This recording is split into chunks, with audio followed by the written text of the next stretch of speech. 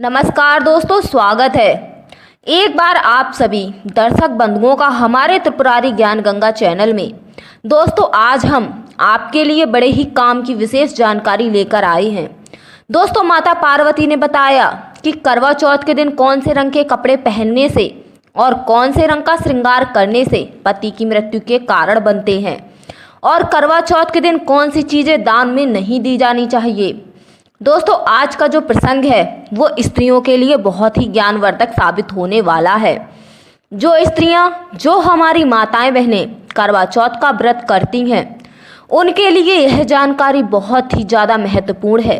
करवा चौथ का व्रत तो सभी स्त्रियां करती हैं, परंतु करवा चौथ व्रत में बहुत से नियम भी होते हैं जिनकी जानकारी बहुत सी माताओं बहनों को मालूम नहीं होती है, और वे अनजाने में करवा चौथ के व्रत में ये गलतियां कर जाती हैं। उन्हीं गलतियों के कारण उनके घर में दरिद्रता प्रवेश कर जाती है और उनके पति के प्राण संकट में आ जाते हैं। दोस्तों, ये कोई मनगढ़ंत कहानी नहीं है, बल्कि यह एक बात सोचने वाली है कि अगर ये मनगढ़ंत कहानी होती तो भला स्त्रियां करवा चौथ का व्रत नियम व पूरे विधि विधान से रखती ही क्यों। और जब व्रत रखती हैं तो दोस्तों इसके भी नियम होते हैं। तो वो कौन से नियम होते हैं, तो वो आज हम इस कहानी के माध्यम से जानेंगे। और कौन कौन से नियम करने चाहिए और वो कौन कौन से काम नहीं करने चाहिए। स्त्रियों के लिए कौन सा श्रृंगार नहीं करना चाहिए, किस रंग के कपड़े नहीं पहनने चाहिए, और कौन सा वो श्रृंगार है जो भूल कर भी नहीं करना चाहिए। तो आइए दोस्तों, इस पौराणिक कहानी के माध्यम से हम जानते हैं। आज की इस कहानी प्रत्येक पतिव्रता स्त्री के लिए जरूरी है, तो उन्हें यह जरूर सुनना चाहिए। जो स्त्रियां करवा चौथ का व्रत रखती हैं उनके लिए तो ये कहानी उनके जीवन में बहुत शुभ फलदायी होने के साथ साथ बहुत अच्छी जानकारी देने वाली है। ये जान लेना बहुत ही जरूरी है कि करवा चौथ के व्रत पर हमें क्या करना चाहिए और क्या नहीं करना चाहिए, कौन सी चीज़ें हमें धारण करनी चाहिए और कौन सी चीज़ें हमें नहीं धारण करनी चाहिए। तो आइए दोस्तों, बिना विलंब किए हम कहानी पर गौर करते हैं। आज की इस कहानी के लिए हम संक्षेप में समझाएंगे, उससे पहले मैं इस संबंध में आपके लिए एक कहानी सुनाती हूँ।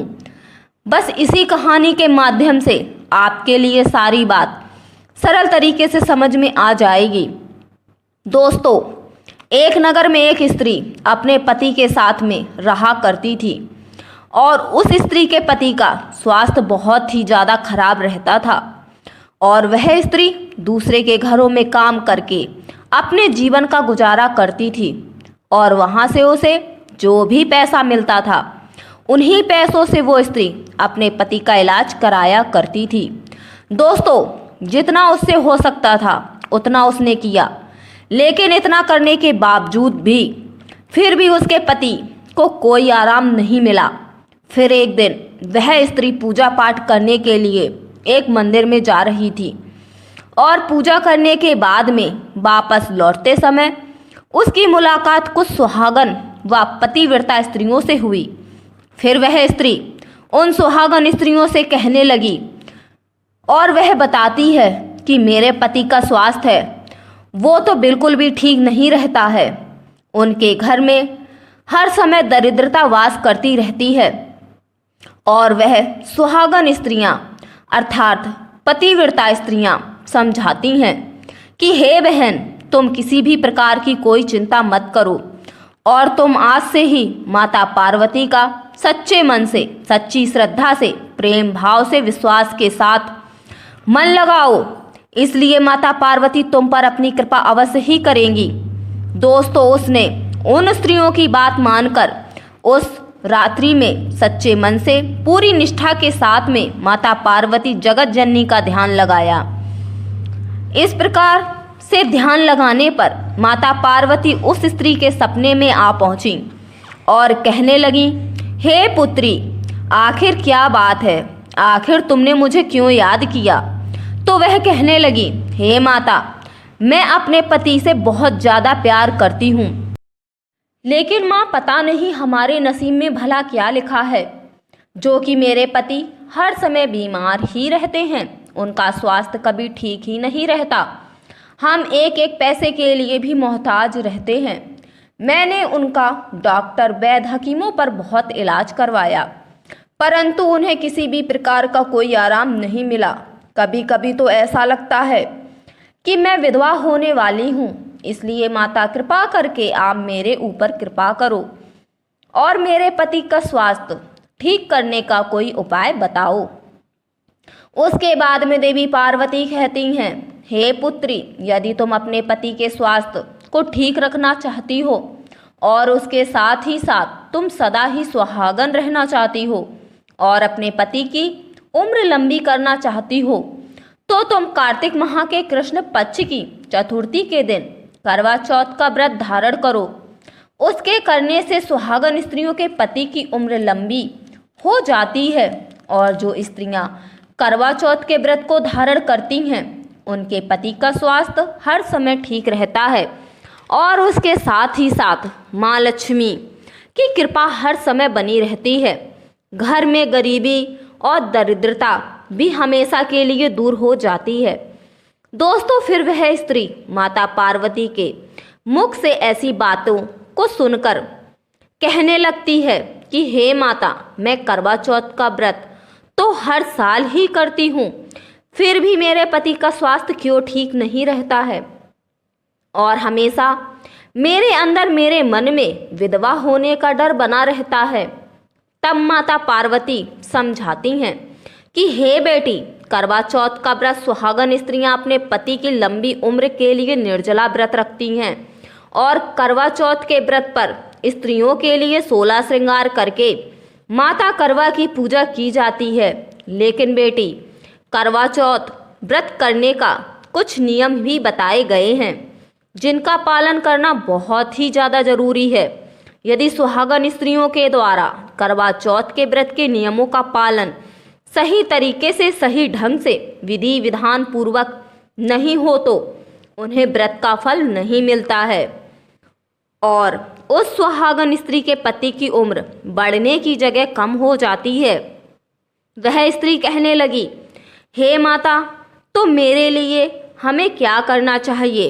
तब माता पार्वती समझाती हैं, हे बेटी, अब मैं तुमको इसी संबंध में एक कहानी सुनाती हूँ।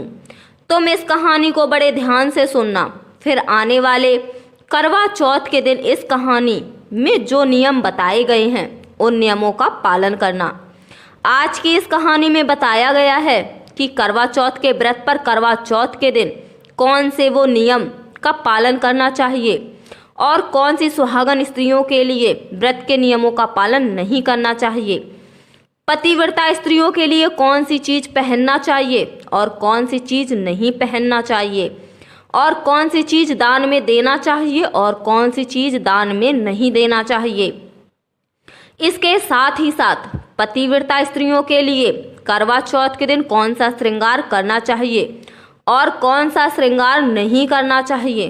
तो दोस्तों, आइए इसके बारे में इस कहानी के माध्यम से समझते हैं। इधर माता पार्वती कहती हैं, यदि तुम इन नियमों का पालन करते हो तो तभी आपका करवा चौथ का व्रत सही ढंग से पूरा होगा। यदि तुम व्रत के नियम सही तरीके से कर लेती हो तो इसका फल एक ना एक दिन जरूर मिलेगा। फिर तुम्हारा पति स्वस्थ होकर एक लंबी आयु जिएगा और फिर उसके बाद में तुम सदा ही सुहागन बनी रहोगी।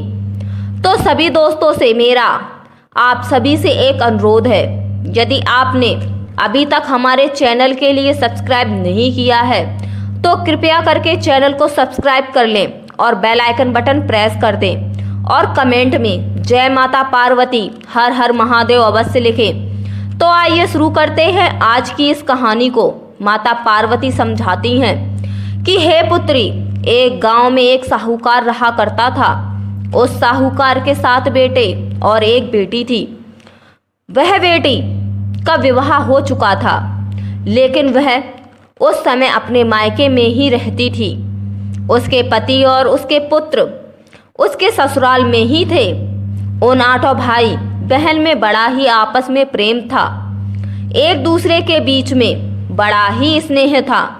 लेकिन दोस्तों, फिर एक दिन करवा चौथ के दिन सेठानी ने 7 बहुओं और अपनी बेटी के साथ में करवा चौथ का व्रत रखा और वो सातों भाई अपनी बहन के साथ ही बैठ करके भोजन किया करते थे।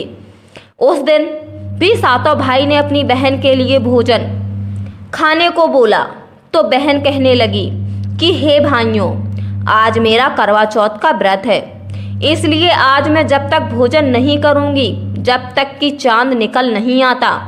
दोस्तों, अब माता पार्वती कहती हैं कि हे पुत्री, इस प्रकार से उन सातों भाइयों ने सोचा कि हमारी बहन रोजाना हमारे साथ बैठ करके ही भोजन किया करती थी। यदि आज हम अपनी बहन को छोड़ करके भोजन करेंगे तो हमारी बहन के लिए बहुत ही ज़्यादा दुख होगा। ऐसे तो हमारी बहन भूखी ही रह जाएगी। तो फिर ऐसा कैसे हो सकता है? इसलिए एक भाई ने एक दीपक जलाया और दूसरे भाई ने चलनी को लेकर के पहाड़ी पर चढ़ गया। फिर उस दीपक को जला करके उस चलनी से ढक दिया। तब तीसरे भाई ने कहा कि हे बहन, अब चांद निकल आया है, अब आप चांद देखो और व्रत खोल लो। उसने अपने भाइयों की पत्नियों से कहा, अर्थात अपनी भाभियों से कहा कि हे भाभी, चांद निकल आया है, तुम चांद देख लो। तब भाभियां कहने लगीं कि हे दीदी, चांद तो आपके लिए निकला है, आप चांद देख लो, हमारा चांद तो बड़ी देर बाद ही निकलेगा। दोस्तों, फिर वह बहन अपने भाई और भाभियों के कहने पर अपने भाइयों के द्वारा बनाए गए उस चांद को देखकर वह अपना व्रत खोल लेती है और पूजा करने के बाद में भोजन करने के लिए बैठ जाती है। तो जैसे ही वह पहला भोजन का निवाला खाती है तो उसके पहले निवाले में एक बाल निकल आता है।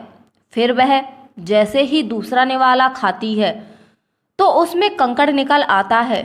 दोस्तों, अब वह जैसे ही तीसरा निवाला खाती है तो तीसरा निवाला खाते ही उसके ससुराल से खबर आती है, तो आपके पति की जो तबीयत है वो बहुत खराब है, जल्दी आ जाओ।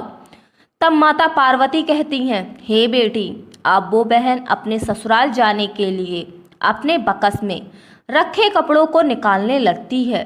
तो जैसे ही बकस खोलती है तो उसके हाथ में पहले ही सफ़ेद कपड़ा निकल आता है।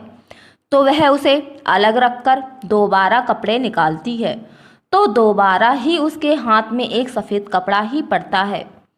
तो वह सफ़ेद वस्त्र पहनकर ही चल देती है। तभी उसकी माँ एक सोने का सिक्का लेकर उसकी साड़ी के पल्लू में गांठ बांध देती है और कहती है, हे पुत्री, तुम्हें रास्ते में जो कोई भी मिले तुम उसके पैर छूते हुए जाना, और जो तुम्हें सदा सुहागन होने का आशीर्वाद दे दे तो उसे यह सिक्का सोने का दे देना। लेकिन दोस्तों, वह वैसा ही करती रही, पर उसे कोई भी व्यक्ति सदा सुहागन रहने का आशीर्वाद नहीं देता है।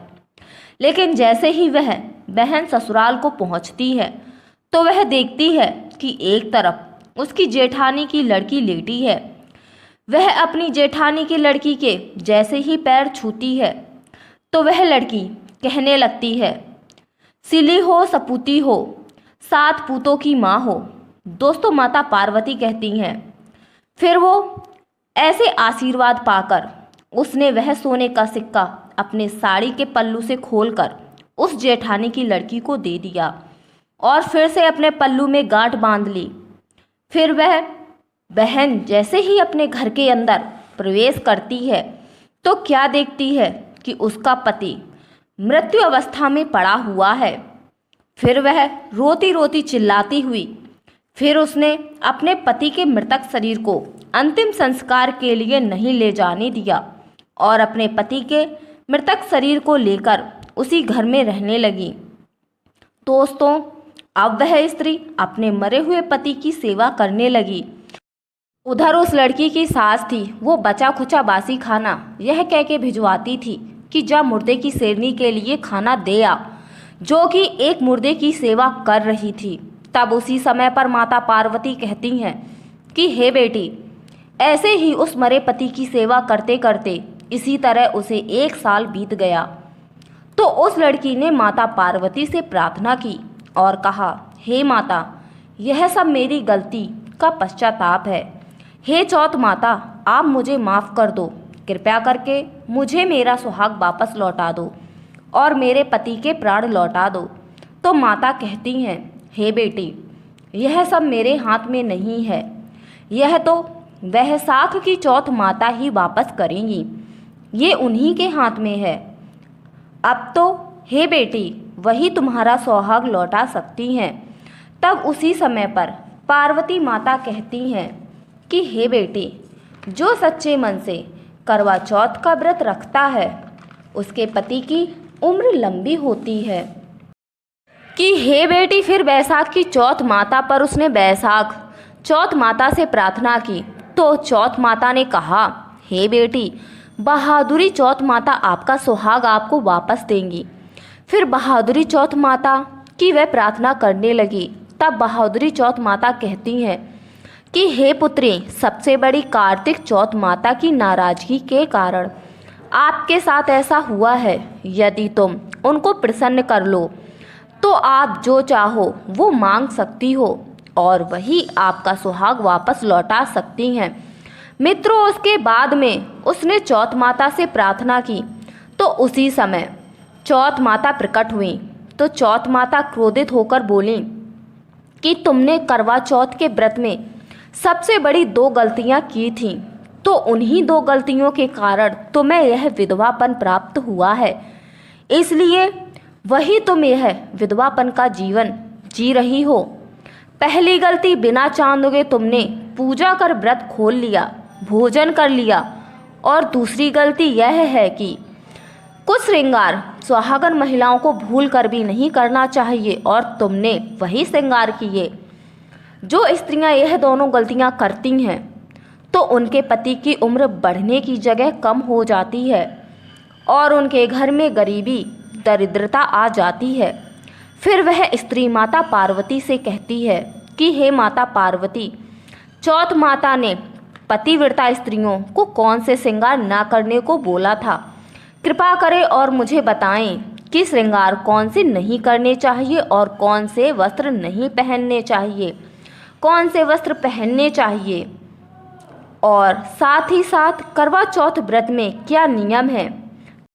कृपा करें और मुझे बताएं कि पतिव्रता स्त्री को करवा चौथ के दिन कौन सा श्रृंगार नहीं करना चाहिए और कौन सा श्रृंगार करना चाहिए, कौन से वस्त्र पहनने चाहिए और कौन से वस्त्र नहीं पहनने चाहिए, और साथ ही साथ करवा चौथ व्रत के क्या नियम हैं। कृपया करके माता मुझे बताने की कृपा करें, जिससे मैं भी उन नियमों का पालन करूं और मेरे पति का स्वास्थ्य ठीक हो सके और उसके बाद में मैं सदा सुहागन होकर अपने जीवन अपने पति के साथ में व्यापन कर सकूं। तब माता पार्वती कहती हैं, यदि कोई सुहागन स्त्री करवा चौथ का व्रत करती है तो उसके लिए सूर्य निकलने से पहले स्नान कर लेना चाहिए। और दूसरी बात, जिसे दिन करवा चौथ का व्रत रखा हो उस दिन सुहागन स्त्रियों को सोना नहीं चाहिए, ना ही सरगी लेने के बाद में ना ही अन्न ग्रहण करना चाहिए। तब देवी पार्वती कहती हैं कि हे बेटी, करवा चौथ के व्रत के दौरान हर सुहागन स्त्री के लिए काले तथा सफ़ेद रंग के कपड़े भूल से भी नहीं पहनने चाहिए।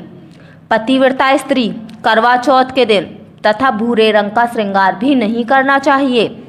पतिव्रता स्त्रियों के लिए काले वस्त्र, सफ़ेद वस्त्र कभी भी धारण नहीं करना चाहिए। करवा चौथ के दिन ना ही काला श्रृंगार करना चाहिए। काला और सफ़ेद श्रृंगार करवा चौथ व्रत में वर्जित माना गया है और इन्हीं कारणों से घर में गरीबी व दरिद्रता आ जाती है। अब इधर माता पार्वती कहती हैं कि हे बेटी, व्रत के दौरान दान पुण्य करने का बहुत ही ज़्यादा महत्व माना जाता है।